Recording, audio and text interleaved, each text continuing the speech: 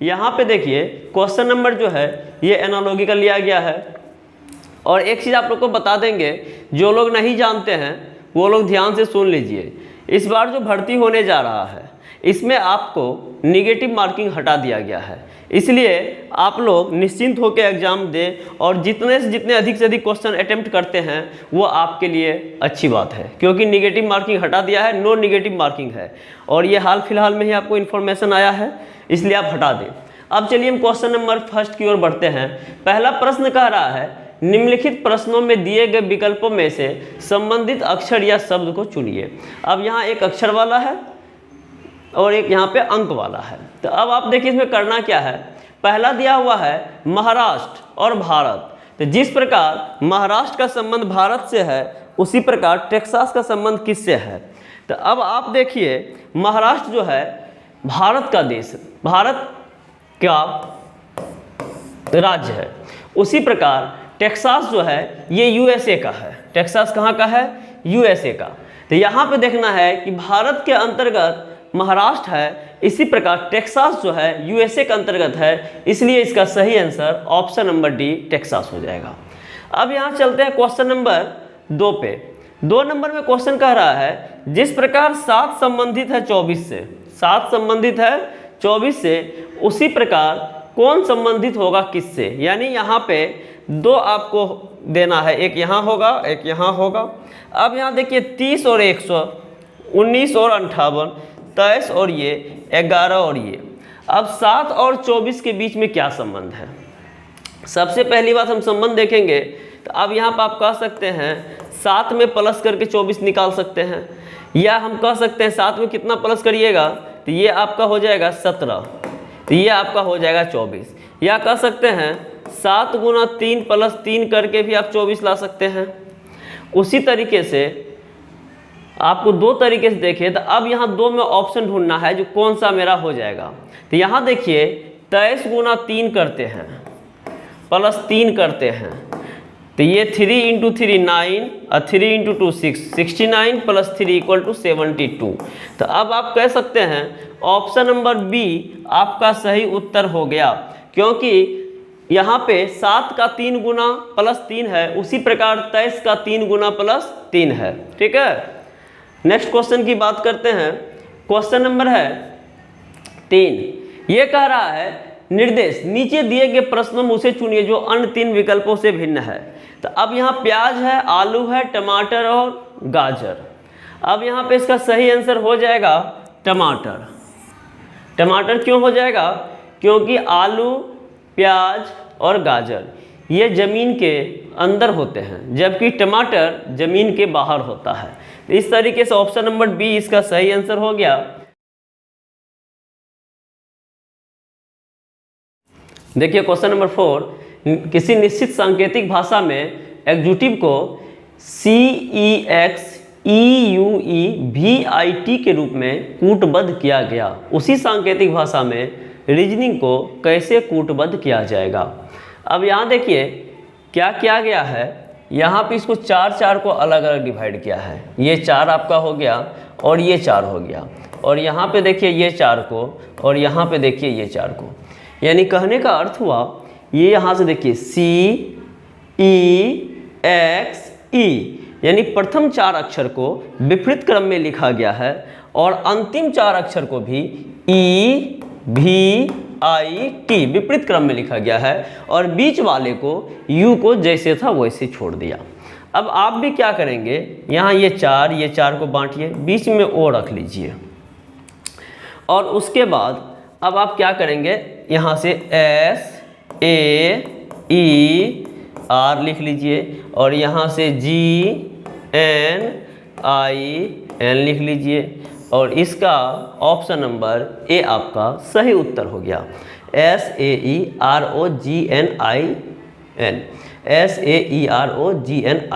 यानी option number C आपका सही उत्तर हो गया। अब आप लोग के पास बहुत कम समय बचा है, इसलिए हम कहेंगे सभी छात्र छात्राओं को जो अधिक से अधिक मेहनत करके 5-6 दिन का टाइम है, और अधिक से अधिक मेहनत करके आप लोग तैयारी को कंप्लीट कर लीजिए। और आप लोग को पता होगा कि आप लोग के एग्ज़ाम से निगेटिव हटा दिया गया है, इसलिए थोड़ा सा रिस्क लेके सारे के सारे क्वेश्चन को कंप्लीट बनाएंगे, कुछ क्वेश्चन छोड़ेंगे नहीं, ठीक है। फिर आगे की ओर बढ़ते हैं क्वेश्चन नंबर 5 की ओर। दिए गए विकल्प में से वह शब्द चुनिए जो दिए गए शब्द अक्षरों का प्रयोग करके नहीं बनाया जा सकता है। तो RELATION, R यहाँ है, E यहाँ है, L। अब आपको दिख रहा होगा कि इसमें कहीं भी L नहीं है। जब कहीं भी L नहीं है तो इस प्रकार से देखिए, बड़ा कर दिए हैं, कहीं भी L नहीं है तो इस प्रकार से आप कह सकते हैं जब L नहीं है तो इसलिए इसका जो है L नहीं होने के कारण, इसमें L है लेकिन ऊपर में कहीं L नहीं होने के कारण और नहीं बनाने वाला ढूंढना था, इसलिए आज का आंसर सभी का आंसर ऑप्शन नंबर फर्स्ट हो गया। नेक्स्ट क्वेश्चन की ओर बढ़ते हैं। प्रश्न में दिए गए शब्दों में से वह कौन अर्थपूर्ण क्रम को प्रस्तुत करता है। ये जो है बार बार हम बताते हैं लॉजिक सीक्वेंस ऑफ वर्ड का है। इसमें आपको असेंडिंग या डिसेंडिंग में सजाना है, छोटा से बड़ा की ओर या बड़ा से छोटा की ओर। तो इस समय सबसे छोटा आपका जो है वो आपका बिंदु दिख रहा है, यानी नंबर 5। और उसके बाद दूसरे नंबर पर आपका आ जाएगा बिंदु के बाद रेखा, ऑप्शन नंबर 2। उसके बाद 3 नंबर रहेगा, फिर 4 रहेगा, फिर 1 रहेगा। यानी इसका 2 आंसर होगा, एक होगा 5 2 3 4 1 और दूसरा होगा 1 4 3 2 5, यानी 1 4 3 2 5 या 5 2 3 4 1। अब 1 4 3 का मतलब यहाँ पे आई लव यू नहीं समझ लीजिएगा, क्योंकि आप लोग होते हैं दिमाग के बहुत तेज। 1 4 दिखाई दिया, आई लव यू समझ गए। इसलिए आई लव यू भी करना हो तो किताब से करो, क्वेश्चन से करो। प्यार मोहब्बत किताब से, क्वेश्चन से, किसी और से नहीं, ठीक है। तो अब यहाँ पे देखिए 2 आंसर है, तो 1 4 3, तो यहाँ 1 3 4 है और 5 2 है, जबकि मेरा 2 5 है, तो ये होगा नहीं। इसलिए इसका 5 2 3 4 1, 5 2 3 4 1 ऑप्शन नंबर बी आपका सही उत्तर हो गया। नेक्स्ट क्वेश्चन की ओर बात करते हैं।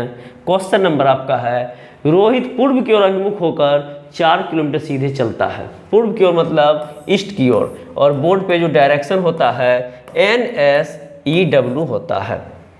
अब यहाँ देखिए, पूर्व चलने का मतलब ये यहाँ से यहाँ 4 किलोमीटर चला, यहाँ स्टार्टिंग पॉइंट है, ठीक है। 4 किलोमीटर चलता है, फिर बाएं ओर मुड़कर 3 किलोमीटर, फिर बाएं मुड़ता है और 3 किलोमीटर, बाएं मुड़ता है और 3 किलोमीटर चलता है, पुनः बाएं मुड़कर 4 किलोमीटर, पुनः मतलब अगेन 4 किलोमीटर।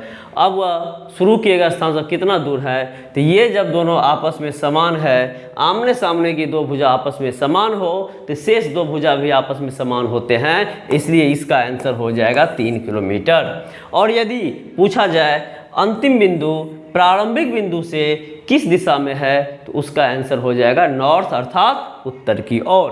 तो इस तरीके से इसका ऑप्शन नंबर बी आपका सही उत्तर हो गया।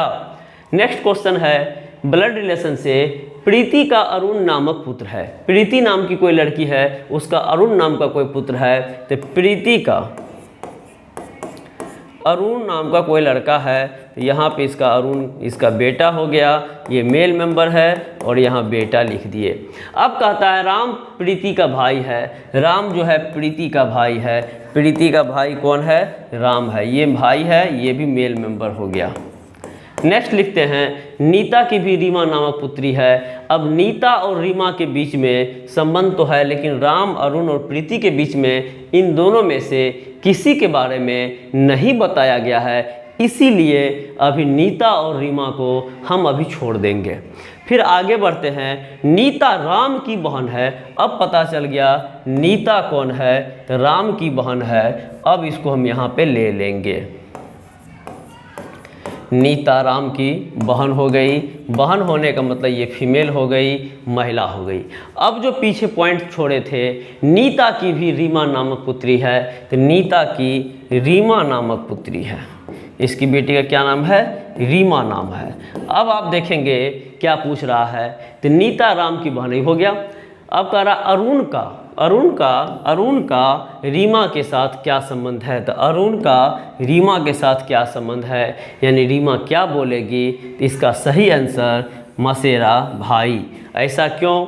क्योंकि आप देखिए अरुण, रीमा की माँ है नीता, नीता की बहन है, नीता राम की बहन है, इसका मतलब नीता का ये कौन है? भाई है। और माँ का भाई मामा होता है, और मामा की दूसरी बहन, ये मामा की दूसरी बहन तो आपकी मौसी होगी, और मौसी का बेटा मसेरा भाई होगा। इस तरीके से इसका सही उत्तर ऑप्शन नंबर सी मसेरा भाई होगा। नेक्स्ट क्वेश्चन की ओर बात करते हैं। ये आपको नीचे दिए गए चित्र को ध्यान से देखिए। दिए गए चित्र का दर्पण प्रतिबिंब क्या होगा जबकि दर्पण PQ स्थिति पर रखा हो? तो अब यहाँ देखने से ही पता चल गया, जो लोग नहीं जानते हैं देख लेंगे मिरर में क्या होता है। मिरर का कंडीशन है लेफ्ट राइट चेंज होता है, चेंज, और अप डाउन नो चेंज होता है। ठीक है, तो इस तरीके से आप कह सकते हैं। अब यहाँ पे जो है मिरर यहाँ है, तो गोला जो है चेंज होगा लेकिन आपको पता नहीं चलेगा क्योंकि वो चारों बगल गोल है। फिर उसके बाद ये त्रिभुज जो है, ये त्रिभुज पता चल जाएगा और त्रिभुज इस तरीके का बन जाएगा, जो कि ऑप्शन में ये त्रिभुज ऊपर मुंह दिया गया है, गलत है। ये लेफ्ट में मुंह दिया गया, गलत है। अब यहाँ पे थोड़ा ध्यान से देखिएगा, तो ये वाला भी गलत है और आपका सही उत्तर ये वाला होगा, क्योंकि ये थोड़ा सा टेढ़ा है, इसलिए ये आपको कंफ्यूज भी करेगा, इसलिए इसका उत्तर नंबर डी होगा। 10 में देखिए, 10 में कह रहा है यहाँ पे बीच में क्या होगा।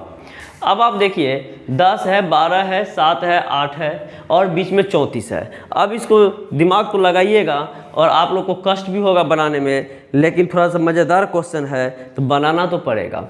अब उसके बाद देखिए 23 है, 32 है, 9 है, 7 है, 13 है, इतना इतना इतना है। अब इसको देखिए बनाना कैसे है। यहाँ पे देखिए पहला फिगर के लिए 8 गुना 7 और 10 12 के बीच का अंतर, तो 12 माइनस 10। 8 गुना 7 करते हैं 56, 56/2 करेंगे, 56/2 हो जाएगा क्योंकि 12 में से 2 क्या 10। ये आपको भागा देंगे, ये हो जाता है 28। 28 में 6 जोड़ेंगे, ये हो जाएगा 34। पहला क्लियर। नेक्स्ट वही प्रोसेस 9 गुना 7 करिए, 9 गुना 7 और 32 माइनस 23, 9 7 63, 12 में से 3 गया 9 और यहाँ पे ख़त्म। अब यहाँ पे 9 7 63, फिर 7 में 6 जोड़िएगा, फिर आपका 13। यहाँ तक तो फिर क्लियर है। जब यहाँ तक क्लियर है तो आगे भी क्लियर होगा और वो हो जाएगा 10 गुना 9 बटे 43 माइनस 34, 43 माइनस 34, ये हो जाएगा 90। और यहाँ पे 13 में से 4 गया 9 और यहाँ पे हो गया 10। अब 10 में 6 जोड़ेंगे, हो जाएगा 16 और ये आपका आंसर ऑप्शन नंबर बी सही उत्तर होगा। नेक्स्ट क्वेश्चन की बात करते हैं। नेक्स्ट क्वेश्चन कह रहा है निम्नलिखित श्रृंखला में ऐसे कितने 6 हैं, ऐसे कितने 6 हैं जिनके ठीक पहले 9 हो, यानी यहाँ पे इनके पहले 9 हो 9 हो पर ठीक बाद में 3 नहीं, यानी 96 होना चाहिए और लेकिन यहाँ पे 3 नहीं होना चाहिए बाद में। तो पहले हम 96 खोजेंगे। 96 यहाँ है, 96 यहाँ 6 है, वहाँ 9 है, यहाँ 6। देखिए वहाँ से 9 ले लीजिएगा, यहाँ पे ये हो जाएगा। ये वाला 9 को हम फर्स्ट में ले जा रहे हैं, ठीक है। यहाँ पे तो 96 हो गया, फिर यहाँ 96 हो गया, फिर यहाँ 96 हो गया। तो अभी आपके पास 4 96 हो गया, लेकिन बाद में कहता है 3 नहीं। तो यहाँ पे देखिए 3 है, इसका मतलब गलत। यहाँ पे देखिए 3 है, इसका मतलब गलत। यहाँ 3 है और यहाँ 6 है, यहाँ 2 है। तो ये आपका आंसर ऑप्शन नंबर ए सही उत्तर होगा।